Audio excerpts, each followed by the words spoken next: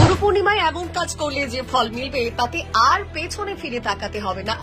এবছরে গুরু পূর্ণিমার সঠিক দিন কোনটি জেনে রাখুন গুরু বন্দনার মাহাত্ম্য এবং আধ্যাত্মিক সুফল। জেনে নিন এই দিনে কোন কাজ করলে জীবনে খারাপ প্রভাব শুরু হতে থাকে।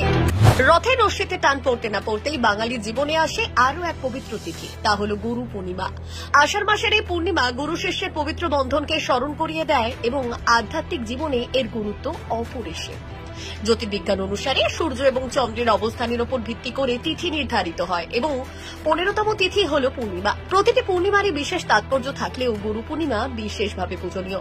গুরু পূর্ণিমা মূলত মহর্ষি বেদব্যাসকে উৎসর্গীকৃত। শাস্ত্রমতে এই পূর্ণ তিথিতেই মুনি পরাশর ও মাতা সত্যবতীর গৃহে জন্মগ্রহণ করেছিলেন মহাভারত রচয়িতা মহর্ষি বেদব্যাস। সনাতন ধর্মে তাকে সর্বশ্রেষ্ঠ গুরু হিসেবে মানা হয়, তাই এই দিনটি গুরু আরাধনা তিথি হিসেবে পালিত হয়।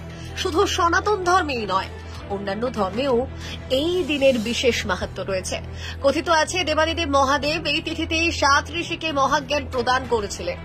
ভগবান বুদ্ধ বৌদ্ধিক জ্ঞান লাভের পর গুরু পূর্ণিমার পূর্ণ তিথিতে তার 5 সঙ্গীকে মহা উপদেশ দান করেছিলেন। জৈন ধর্মেও মহাবীর এই পূর্ণ তিথিতে তার প্রধান শিষ্যকে দীক্ষা দান করেন। এই সমস্ত ঘটনা গুরু পূর্ণিমার আধ্যাত্মিক গুরুত্বকে আরো বাড়িয়ে তোলে। চলতি বছর 10 জুলাই 25শে আষাঢ় বৃহস্পতিবার এই পূর্ণ গুরু পূর্ণিমা পালিত হবে।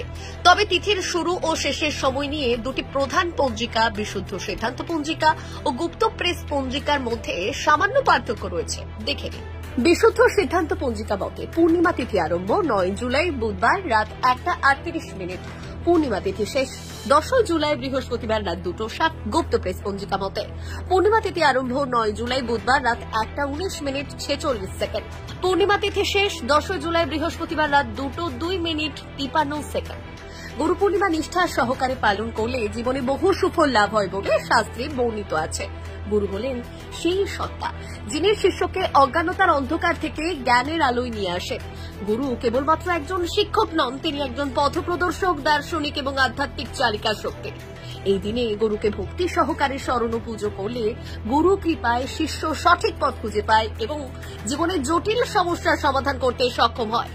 আত্মিক শান্তি এবং আধ্যাত্মিক উন্নতি ঘটে। এটি মোক্ষ লাভের পথে সহায়ক হয়। গুরুর আশীর্বাদে জীবনের শান্তি, সমৃদ্ধি ও সাফল্য আসে।